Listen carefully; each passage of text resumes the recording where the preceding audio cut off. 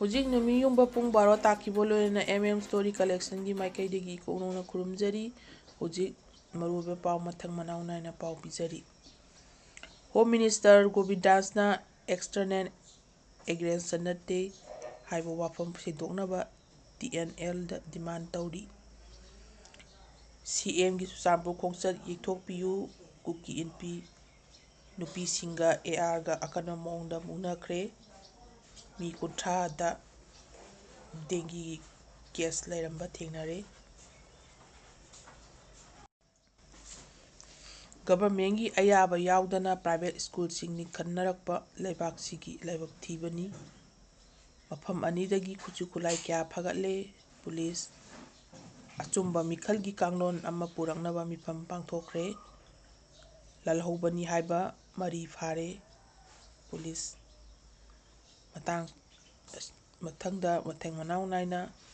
ꯄꯥꯎ ꯁꯟꯗꯣꯛꯅ ꯄꯥꯎ ꯄꯤꯖꯔꯤ꯫ ꯍꯣꯝ ꯃꯤꯅꯤꯁꯇꯔ ꯒꯣꯕꯤꯟꯗꯥꯁꯅ ꯑꯦꯛꯁꯇꯔꯅꯦꯜ ꯑꯦꯒ꯭ꯔꯦꯁꯟ ꯅꯠꯇꯦ ꯍꯥꯏꯕ ꯋꯥꯐꯝ ꯁꯦꯡꯗꯣꯛꯅꯕ TNLꯗ ꯗꯤꯃꯥꯟ ꯇꯧꯔꯤ꯫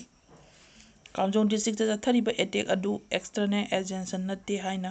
ꯃꯅꯤꯄꯨꯔꯒꯤ ꯍꯣꯝ ꯃꯤꯅꯤꯁꯇꯔ ꯒꯣꯕꯤꯟꯗꯥꯁ ꯀꯣꯟꯊꯧꯖꯝꯅ ꯐꯣꯡꯗꯣꯛꯈꯤꯕ ꯋꯥꯐꯝ ꯑꯗꯨ ꯈꯨꯗꯛꯇ ꯁꯦꯡꯗꯣꯛꯀꯗꯕꯅꯤ ꯍꯥꯏꯅ working committee WC of the Tangkhul Naga Long TNLꯅ ꯗꯤꯃꯥꯟ ꯇꯧꯔꯤ꯫ Working committee WC of the Tangkhul Naga Long TNLꯅ ꯊꯣꯛꯄ ꯆꯦꯔꯣꯜ ꯑꯃꯒꯤ ꯃꯇꯨꯡ ꯏꯟꯅ ꯃꯅꯤꯄꯨꯔ ꯒꯚꯔꯟꯃꯦꯟꯠꯀꯤ ꯍꯣꯝ ꯃꯤꯅꯤꯁꯇꯔ ꯒꯣꯕꯤꯟꯗꯥꯁ ꯀꯣꯟꯊꯧꯖꯝꯅ ꯐꯣꯡꯗꯣꯛꯈꯤꯕ ꯋꯥꯐꯝ ꯑꯗꯨ ꯈꯨꯗꯛꯇ ꯁꯦꯡꯗꯣꯛꯔꯛꯇ꯭ꯔꯕꯗꯤ ꯇꯥꯡꯈꯨꯜ ꯑꯁꯤ SOꯁꯤꯡꯒ ꯃꯍꯥꯛꯀꯤ ꯊꯕꯛꯁꯤꯡ ꯈꯣꯡꯖꯪ ꯆꯪꯁꯤꯟꯅꯕ ꯁꯦꯝ ꯁꯥꯔꯦ ꯍꯥꯏꯔꯤ꯫ ꯃ꯭ꯌꯥꯟꯃꯥꯔꯗꯒꯤ ꯂꯥꯛꯄ ꯀꯨꯀꯤ ꯈꯨꯠꯂꯥꯏ ꯄꯥꯏꯕꯁꯤꯡꯅ ꯆꯠꯊꯈꯤꯕ ꯑꯦꯇꯦꯛ ꯑꯗꯨꯒꯤ ꯃꯇꯨꯡꯗ ꯍꯣꯝ ꯃꯤꯅꯤꯁꯇꯔ ꯒꯣꯕꯤꯟꯗꯥꯁ ꯀꯣꯟꯊꯧꯖꯝꯅ ꯅꯥꯝꯂꯤ, ꯋꯥꯡꯂꯤ ꯑꯃꯁꯨꯡ ꯆꯣꯔꯣꯗ ꯆꯠꯇꯨꯅ ꯌꯦꯡꯁꯤꯜꯂꯕ ꯃꯇꯨꯡꯗ ꯆꯦꯛꯁꯤꯟꯕ ꯅꯨꯡꯉꯥꯏꯇꯕ ꯐꯣꯡꯗꯣꯛꯈꯤꯕꯅꯤ꯫ ꯃꯐꯝ ꯑꯗꯨ ꯌꯦꯡꯁꯤꯜꯂꯨꯕ ꯃꯇꯨꯡ ꯃꯍꯥꯛꯅ ꯐꯣꯡꯗꯣꯛꯈꯤꯕꯒ ꯋꯥꯐꯝ ꯑꯗꯨꯅ ꯃꯤꯌꯥꯝꯗ ꯆꯥꯎꯅ ꯆꯃꯝꯅꯍꯟꯕꯇ ꯅꯠꯇꯅ ꯃꯌꯨꯝ ꯃꯀꯩ ꯃꯩ ꯊꯥꯗꯣꯛꯇꯨꯅ ꯃꯥꯡꯍꯟꯈ꯭ꯔꯕ, ꯂꯟ ꯊꯨꯝ ꯑꯃꯗꯤ ꯄꯨꯟꯁꯤꯒꯤ ꯍꯤꯡꯅꯕ ꯂꯝꯕꯤ ꯂꯩꯇ꯭ꯔꯕ ꯃꯤꯌꯥꯝꯒꯤ ꯃꯐꯝꯗ ꯏꯀꯥꯏꯕ ꯄꯤꯕꯅꯤ ꯍꯥꯏꯔꯤ꯫ ꯆꯦꯔꯣꯜ ꯑꯗꯨꯅ ꯍꯥꯏ ꯃꯦ 8ꯇ ꯊꯣꯛꯈꯤꯕ ꯊꯧꯗꯣꯛ ꯑꯗꯨꯒꯤ ꯃꯇꯥꯡꯗ ꯑꯁꯥꯝ ꯔꯥꯏꯐꯜ ꯄꯥꯔꯁꯣꯅꯦꯜꯁꯤꯡꯅ ꯂꯧꯕ ꯚꯤꯗꯤꯑꯣ ꯀꯟꯐꯔꯦꯟꯁ ꯑꯗꯨꯗ ꯆꯣꯔꯣ ꯚꯤꯂꯦꯖ ꯑꯁꯤ NAABꯅ ꯑꯦꯇꯦꯛ ꯇꯧꯕꯅꯤ ꯍꯥꯏꯕ ꯔꯤꯄꯣꯔꯠ ꯇꯧꯈꯤ꯫ ꯃꯗꯨꯒꯤ ꯃꯊꯛꯇ ꯇꯥꯡꯈꯨꯜ ꯅꯨꯄꯤ ꯑꯃ KNAB ꯑꯃꯁꯨꯡ village volunteer eastern zone (VBEZ) ꯐꯥꯗꯨꯅ ꯄꯨꯔꯨꯕꯗꯒꯤ ꯔꯦꯁꯀ꯭ꯌꯨ ꯇꯧꯕꯁꯨ ꯎꯕ ꯐꯪꯈ꯭ꯔꯕꯅꯤ꯫ ꯊꯧꯗꯣꯛ ꯑꯗꯨꯒꯤ ꯃꯇꯥꯡꯗ ꯁꯨ ꯃꯣꯇꯣ ꯀꯦꯁ ꯑꯃ ꯀꯥꯝꯖꯣꯡ ꯄꯨꯂꯤꯁ ꯁ꯭ꯇꯦꯁꯟ ꯔꯦꯖꯤꯁꯇꯥꯔ ꯇꯧꯈ꯭ꯔꯦ꯫ ꯍꯧꯖꯤꯛꯅ FIR ꯑꯗꯨ KNABꯅꯤ ꯍꯥꯏꯅ ꯆꯤꯡꯅꯕ ꯈꯨꯠꯂꯥꯏ ꯄꯥꯏꯕ ꯃꯤ 50-60 ꯂꯥꯛꯂꯒ ꯆꯣꯔꯣ ꯚꯤꯂꯦꯖ ꯀꯥꯝꯖꯣꯡꯗ ꯑꯦꯇꯦꯛ ꯆꯠꯊꯕꯅꯤ꯫ ꯑꯐꯕ ꯈꯨꯠꯂꯥꯏ ꯑꯦꯛꯁꯄ꯭ꯂꯣꯁꯤꯚ ꯑꯃꯁꯨꯡ ꯗ꯭ꯔꯣꯟꯁꯤꯡ ꯁꯤꯖꯤꯟꯅꯗꯨꯅ ꯆꯠꯊꯈꯤꯕ ꯑꯦꯇꯦꯛ ꯑꯗꯨ ꯇꯦꯔꯣꯔꯤꯁꯠ ꯑꯦꯇꯦꯛꯅꯤ ꯍꯥꯏꯔꯤ꯫ ꯍꯣꯝ ꯃꯤꯅꯤꯁꯇꯔ ꯒꯣꯕꯤꯟꯗꯥꯁ ꯀꯣꯟꯊꯧꯖꯝꯅ ꯈꯨꯗꯝ ꯅꯠꯇꯕꯤꯗ ꯄꯨꯊꯣꯛꯇꯅ ꯊꯧꯗꯣꯛ ꯑꯗꯨ ꯑꯦꯛꯁꯇꯔꯅꯦꯜ ꯑꯦꯒ꯭ꯔꯦꯁꯟ ꯅꯠꯇꯦ ꯍꯥꯏꯅ ꯐꯣꯡꯗꯣꯛꯄ ꯑꯁꯤ ꯀꯔꯤꯒꯤꯅꯣ? ꯋꯥꯐꯝ ꯑꯗꯨ deputy chief minister Nemcha ꯀꯤꯞꯒꯦꯟꯅ pressure ꯇꯧꯗꯨꯅ ꯐꯣꯡꯅ ꯍꯥꯏꯍꯟꯕ꯭ꯔꯥ ꯍꯥꯏꯅ ꯆꯦꯔꯣꯜ ꯑꯁꯤꯅ ꯍꯪꯂꯤ꯫ ꯊꯧꯗꯣꯛ ꯑꯗꯨꯒꯤ ꯃꯇꯥꯡꯗ ꯐꯨꯌꯔ assembly ꯀꯟꯁꯇꯤꯇ꯭ꯌꯨꯑꯦꯟꯁꯤꯒꯤ MLA ꯂꯩꯁꯤꯌꯣ ꯀꯩꯁꯤꯡꯅ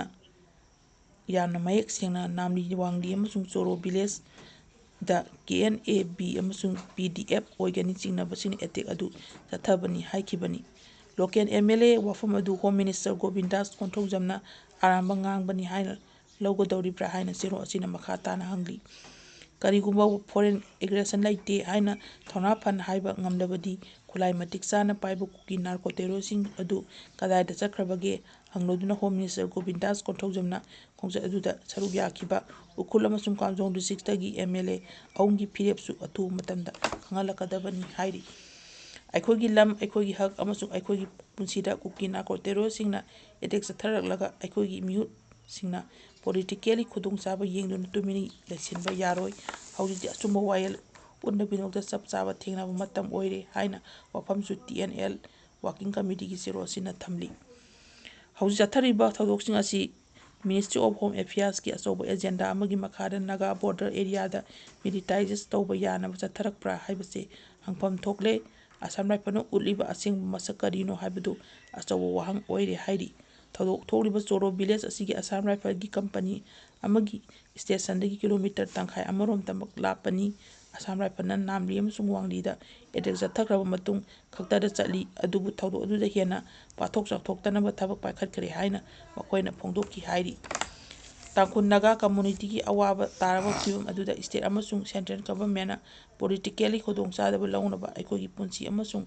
lambu selga onaba yabagi maongda uba ase laibok thibani. Tangkhun Naga singna haujikti kuki nako terrorist amasung atai kuki su suspension of operation group sing dagi isa ngathokchabaga loinana government na tawbiba maong singda thajaba leitri haina su ullagani hairi. Haujik loisalakpada maruoiba pau sang manau naina pau pajari. Nupi singa AR ga akanba maongda mungnakhre. Indo Myanmar border manakta laiba Namli khul tamna chatpa Assam Rifle gi convoys ama phuyar amasung mungneng khunda nupi singa lambi thingjinduna thambagi nakan anigi marakta sauna mungnaba thokre hairi. Presna pangwa paugi matungina nupi singna lambi thingbagi khongjang changsaliba adu counter oina Assam Rifle National Highway number chaninga sumna ani ukhul amasung Kamjong district ki Sangsen khul junction da civil gari singa AR ga thingjinduna thamki. AR na lambi thingjinba aduda maram oiraga lambi asida chatok chasin tawba masing yamlaba lanai gari kya lambi da panduna laiki hairi. Thasigi tareki ayuk anganbada Myanmar da base tawba KNAB Kuki National Army Brahmagi chingnaba singna border da tainaba laiba Namli khulda attack chatharuktuna yum kaya mai thaki amasung Central Force na mafam aduda changsinkhibada amadi action amata lokhatkidabana thong adu pendraduna khoksanaba khunja singna lambi tingbagi khong adu changsinkhibani hairi. Asi numi yungba aduwaida phumyarda laibi nupi amana phongdorok thoraktuna Namli khun tamna lakiba AR gi convoys adu thinki matam adumaktada phuyar subdivision gi manung chana laiba Mairen khungi masing yamla nupi sing thoraktuna AR gi convoys tingbagi khongjang changsinki hairi. Amarom da social media da sandorakpa video amagi lambi da lakpa misa amana sanglakpa AR personnel singna misa miyam chathosin tawbada thingliba adugi maram AR personnel aduna hangba uri video adumaktada AR gi nupi personnel amana miyam AR personnel singi lambi thingjinduna thamliba adugi pakhum oina ajat awosing thinglibani haina pakhum pibasu uri adubu oina mafam khodimaktada namba atopa video script ama AR personnel ama lambi asigi manakta IED ama laibana maram oiraga madu asoi angam yawdan thoraktriba phawba misam chathosin tawbada atingba thambani haina phongdokpa uri. Lambi tingbagi khongjang asimak haukiba ningthokaba numita nupa amasung nupi sing yauna Namli khunja singda AR gi kangbu ama Namli amasung Wangli khun tamna chatpada thingki. Social media da pak sandokiba video amada fam adugi khunja nupa ama AR personnel singa bom ama khakidi yamla post lakli adubu thasigi tareta misa miyamda akanma maongda namai kapsinduna attack chathakiba adudadi karigumba action amata laukhidkide. Khonjasing asi AR gi yengnaba natti adubu Central Force thamliba thajaba adu mangkhre hain thawna phana thakiba aduda uba phangli. Matang aswaida pung barogi pau numiyungba pung barogi pau loisinjare amuka hana miyam punamakpu ikomnana kurumjari.